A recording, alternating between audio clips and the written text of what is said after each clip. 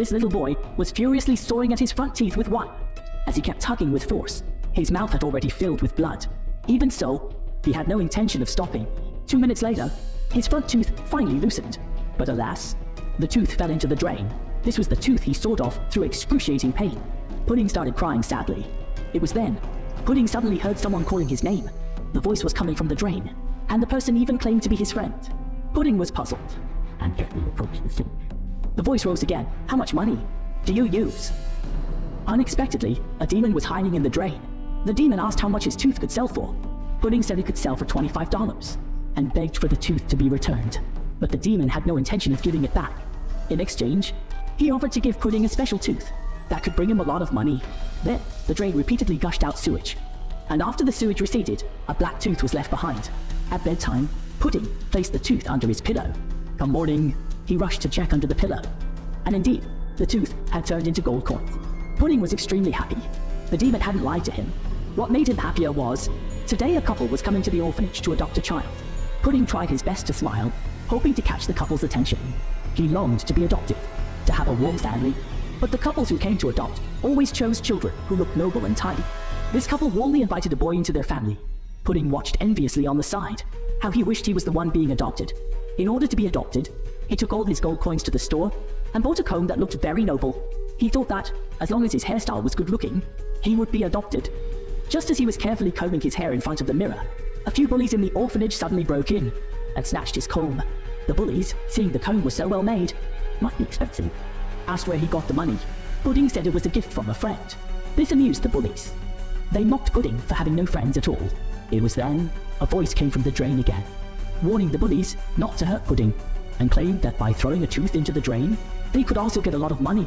After hearing this, the bullies decided to try it.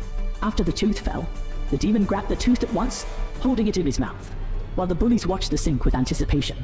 Before long, a black tooth indeed emerged from the drain. Their teeth also got many gold coins as they wished. Soon, the news spread throughout the orphanage.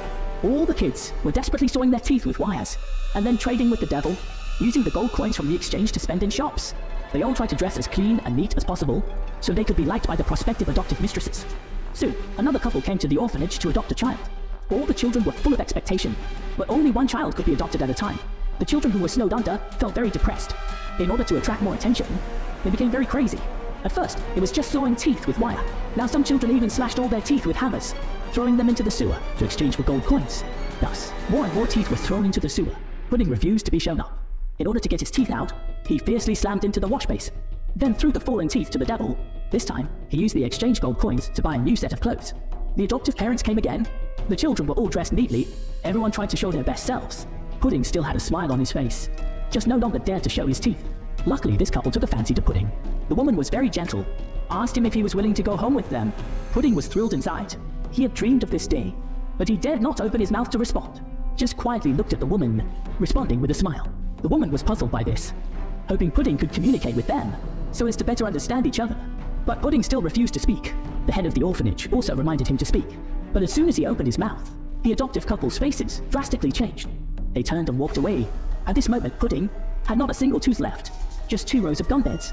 Pudding was snowed under once again, with the mockery of his peers ringing in his ears. Pudding completely collapsed this time, letting out a roar towards the sewer, and at this moment, in the sewer, the devil had already gathered 2 rows of teeth.